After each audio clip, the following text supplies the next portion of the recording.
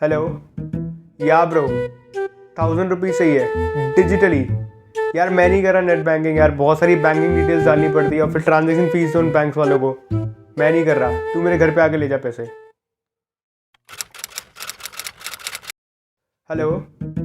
या bro, 1000 rupees चाहिए तुझे, तू मेरे घर पे आ लेने।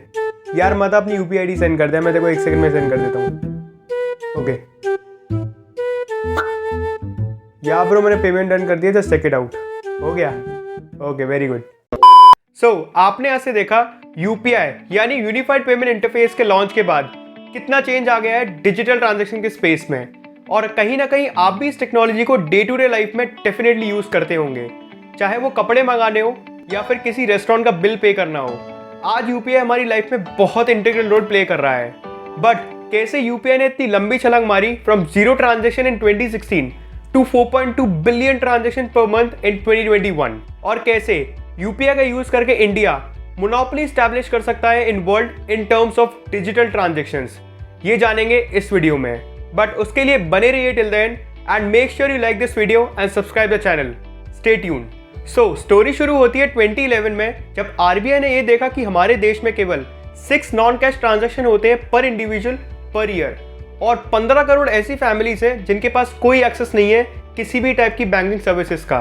तो इसका सोल्यूशन ढूंढने के लिए आरबीआई ने एनपीसीआई यानी national payment corporation of India को बुलाया और उनसे कहा कि आप कुछ ऐसा सिस्टम डेवलप कीजिए जिससे रिटेल पेमेंट्स करना बहुत ईजी हो जाए, लोग डिजिटल ट्रांजैक्शन की तरफ मूव करें और हम लोग फाइनली एक कैशलेस इकोनॉमी की तरफ बढ़े।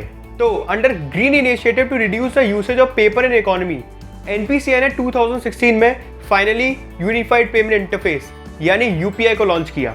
यूपीआई के बारे में शायद आप सब जानते होंगे कि ये बेसिकली एक real time instant payment service है, जिसके थ्रू हम एक झटके से किसी की यूपीआई आईडी लेके अमाउंट डाल के और एक क्लिक करके रियल टाइम पे पेमेंट कर सकते हैं with full security and privacy.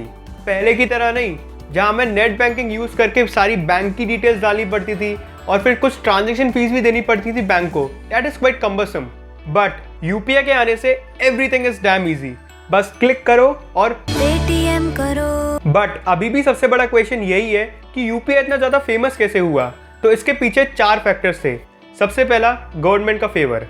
सरकार शुरू से ही डिजिटल इंडिया जैसे प्रोग्राम को बहुत प्रमोट करती आ रही है to make our economy cashless, और डिजिटल इंडिया जैसे प्रोग्राम को सक्सेसफुल बनाने के लिए यूपीआई का बहुत क्रिटिकल रोल रहा है। तभी सरकार ने यह समझा और यूपीआई को जोरों शोरों से प्रमोट किया। और ये तो हम सब जानते हैं, जिस चीज़ को सरकार फेवर करती है वो अल्टीमेटली बहुत ट्रस्टेबल हो जाती है, और यूपीआई के संग भी यही हुआ। UPI became a lot famous among us because this is backed by government. So second factor is simplicity and privacy. जैसा मैंने आपको वीडियो के शुरुआत में बताया कि यूपीआई को यूज करना कितना आसान है, बस एक क्लिक करो और पेमेंट डन। और इसके साथ साथ आपको किसी भी तरीके की बैंक डिटेल्स किसी को भी शेयर नहीं करनी होती। That keeps your privacy in check. So third factor है हाई बेनिफिट्स। यूपीआई मार्केट में कितना ज़्यादा कंपटीशन है ये हम सब जानते हैं। अगर आपको यूपीआई बेस्ड सर्विसेज यूज़ करनी है तो आपके पास एक नहीं ढेरों ऐप है, लाइक पेटीएम, गूगल पे, फोन पे, मोबीक्विक एंड एटसेट्रा। और अगर आप इनकी सर्विसेज यूज़ करते हो तो आपको कई सारे बेनिफिट्स मिलते हैं, लाइक कैशबैक्स, वाउचर्स, और आपको कोई ट्रांजेक्शन फीस भी देनी नहीं पड़ती, जिसकी वजह से हमारे जैसे जेनजीज इसको मजे से यूज करते हैं, इवन 10 रुपए के पेमेंट भी करने के लिए। सो इस 10 रुपए के ट्रांजेक्शन से मुझे एक फनी स्टोरी याद आई, जब मैंने और मेरे भाई ने एक दूसरे को ट्रांजेक्शन बार बार किया था to earn 100 rupees cashback. Jokes सपाट, आगे बढ़ते हैं। सो चौथा फैक्टर है कोविड-19। जैसा कि हम जानते हैं, लास्ट ईयर कोविड-19 पैंडेमिक की वजह से पूरे देश में लॉकडाउन लगा था, और इस पैंडेमिक का इफेक्ट हमारे पेमेंट करने के तरीके में भी दिखा। इस महामारी से बचने के लिए हम लोगों ने ज़्यादातर कॉन्टेक्टलेस पेमेंट ऑप्ट किया, और छोटे से छोटे पेमेंट करने के लिए हमने यूपीआई को यूज़ करना चालू किया, बिकॉज जैसा मैंने आपको बताया ये बहुत ईजी था। और फाइनली जो मिथ था लोगों के अराउंड कि ये सेफ नहीं है, इसमें प्राइवेसी का ध्यान रखा नहीं जाता है, इससे डिजिटल ट्रांजेक्शन नहीं करने चाहिए, वो ख़त्म हो चुका था। अब लोग अपने मैक्सिमम ट्रांजेक्शन करने के लिए यूपीआई का ही यूज़ कर रहे थे। इसका इफेक्ट हमें यूपीआई के डेटा में भी दिखा, जहां केवल 1 बिलियन ट्रांजेक्शन हुआ करते थे जनवरी 2020 बिफोर पैंडेमिक।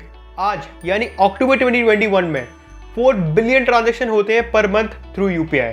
और इस सडन इंक्रीमेंट की वजह से आज हम दुनिया में सबसे ज्यादा डिजिटल ट्रांजैक्शन करने वाले देश बन चुके हैं by surpassing much developed countries like China and US.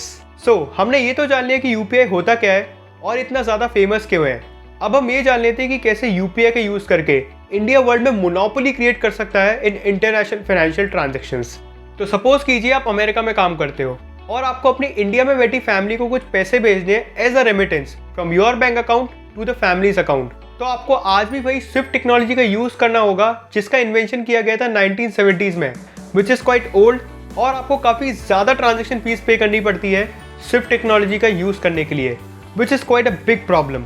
But अगर इंडिया इस अपॉर्चुनिटी को टैप करके यूपीआई पेमेंट सिस्टम को इंटरनेशनलाइज कर देता है तो सबसे पहले बहुत ईजी हो जाएगा इंटरनेशनल पेमेंट करना और ट्रांजैक्शन फीस भी काफ़ी हद तक रिड्यूस हो जाएगी। And this will ultimately enhance the soft power of India.